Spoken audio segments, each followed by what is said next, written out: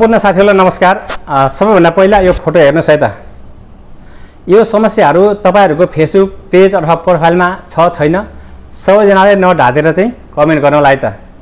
र धेरै जना साथीहरुको यो समस्याहरु आएको रहेछ र मलाई मेसेज अनि कमेन्टहरुमा यो फोटो पठाउनु भएको छ र भन्नु भएको छ कि यो समस्याको समाधान छ छैन सर।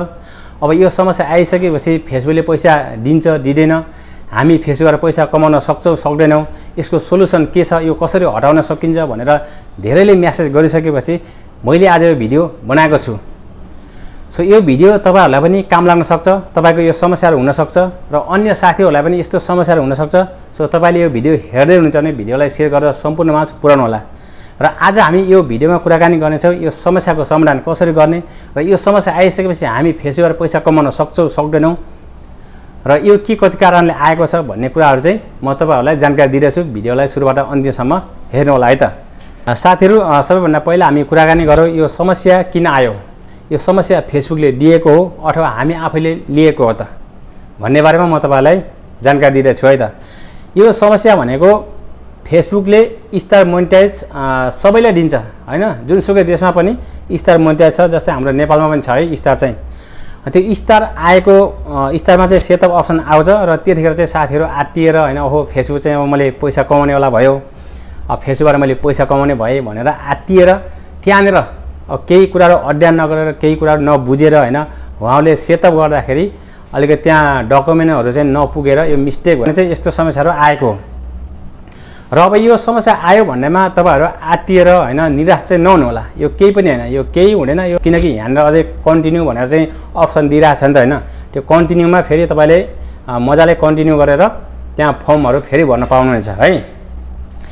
र अब यो फेसबुकले किन दिएको छ भन्दाखेरि फेसबुकले यहाँनिर भनेछ कि start earning again and get pay you need to complete setting up your payout account भन्छ हैन। यसको मतलब के हो त भन्दाखेरि तपाईले स्टारमा चाहिँ सेटअप गर्नुभएको थियो हैन, यदि स्टारमा मात्र सेटअप गर्नुभएको भने ठिकै छ, यसले केही नगर्नु होला। जबसम्म तपाईको कन्टेन्ट मोनेटाइज टुलहरु अनि त्यो आउँदैन तबसम्म तपाईले सेटअप नगरेकै राम्रो है, म चाहिँ यो भन्न चाहन्छु। जुन दिन तपाईको कन्टेन्ट मोनेटाइज टुल्स सेटअप गर भनेर आउँछ त्यतिखेर सेटअप गर्नु होला। बैंक खाताहरु सबै कुराहरु चाहिँ मिस्टेक नगरेर भर्नु होला है। यहाँनिर चाहिँ यो कन्टिन्यू अप्सनमा जाने र त्यहाँ गइसकेपछि तपाईको बैंक खाताहरु, बैंकको नेमहरु अनि बैंकको ओनर नेम अनि सुप कोड नम्बर लगायत त्यहाँ लोकेसनहरु सबै कुरा हालेर तपाईले सबमिट गरेपछि मात्र त्यो कम्प्लिट हुन्छ है त। यदि तपाईले त्यो भर्न आउँदैन भने मैले चाहिँ यस बारेमा अहिलेसम्म भिडियो बनाएको छैन, सो त्यो भिडियो नि बनाउला। र यदि तपाईले त्यो तपाईको चाहिँ कन्टेन्ट मोनेटाइज टुल्सको चाहिँ सेटअप अप्सन आएको छ र तपाई चाहिँ पेआउट सेटअप गर्न चाहनुहुन्छ भने तपाईले युट्युबमा गएर थुप्रै भिडियोहरु हेरेर मजाले चाहिँ सेटअप गर्न सक्नुहुन्छ। तर मिस्टेक चाहिँ नगर्नु होला, राम्रोसँग चाहिँ भर्नु होला, त्यो भन्न चाहन्छु सबजनालाई है त। र अर्को कुरा 2025 देखि यो पुरानो मोनेटाइज टुल्सहरु हटाएर अहिले चाहिँ कन्टेन्ट मोनेटाइज टुल्स दिइरहेको छ फेसबुकले 2025 देखि हैन। धेरै जना साथीहरुले पाइसक्नु भएको छ। यदि तपाईले त्यो मिलेको छ भने चाहिँ मैले चाहिँ मिलेछ भनेर चाहिँ कमेन्ट गर्नुस्, यदि छैन भने चाहिँ तपाईको पनि आउँछ, नआत्तिनु होला, बिस्तारै आउँछ। मात्र तपाईले काम गर्दै जानुस् है, काम गर्दै जानुस्।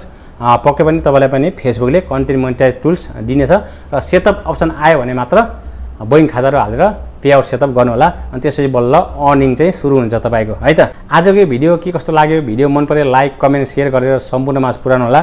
र तपाईहरु हाम्रो पेजमा नयाँ हुनुहुन्छ भने पेजलाई फलो गर्न चाहिँ नभुल्नु होला। सो यतिन्जेल भिडियो हेरेर साथ सबै दिनुभयो यहाँहरु सबैजनालाई धन्यवाद।